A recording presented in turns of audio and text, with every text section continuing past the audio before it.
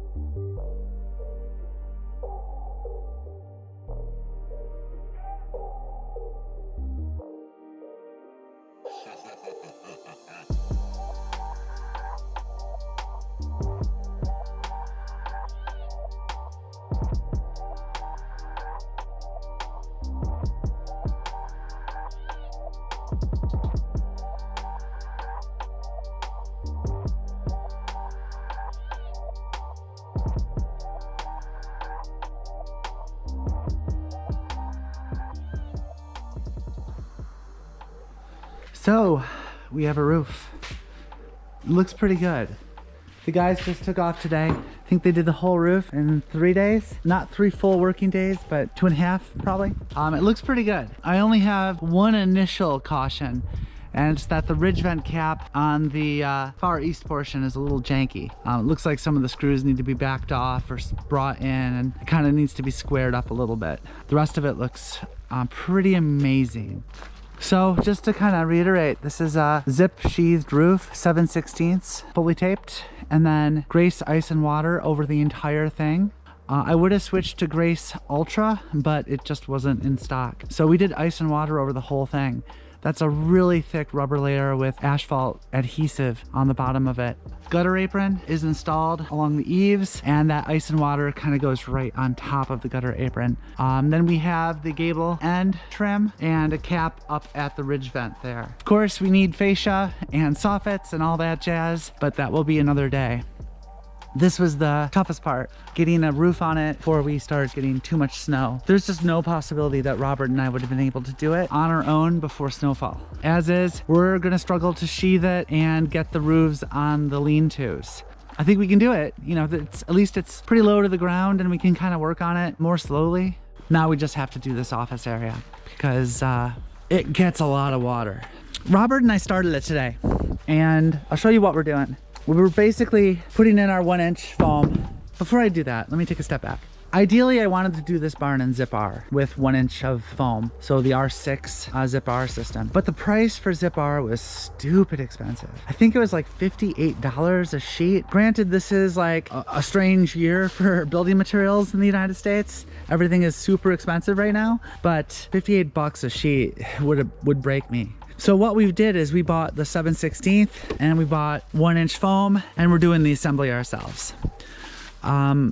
The foam I think was like, I don't remember, maybe 15 bucks, and the Zip R was like 25 bucks. You know, it's significant savings over using Zip R. Of course, we have to assemble it ourselves. We're attaching it with the same washers that we used on the insulation around the foundation, and just using galvanized deck screws. I think they're called Rodenscher. I don't remember. I'm amazed at the amount of fasteners that Zip requires. It's silly. Basically, it's 6 inches around the entire perimeter and then 12 inches down the center when installed in this orientation.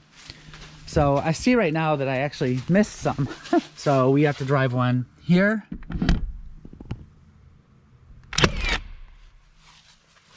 Here.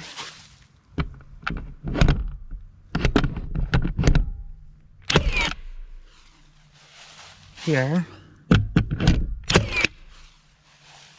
And here. It's a lot of fasteners. 6 inch all the way around, and then 12 inch down the center. So let's see if good, I didn't miss anything.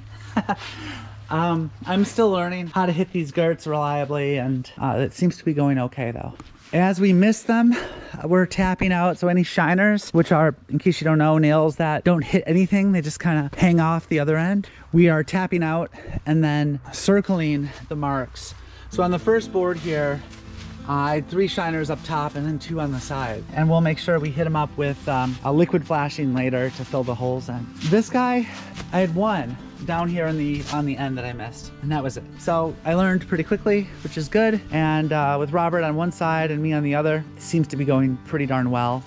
It's a little tricky along the edge here, as you can imagine, because we don't have a lot to bite into in order to hit a 1.5 inch girt.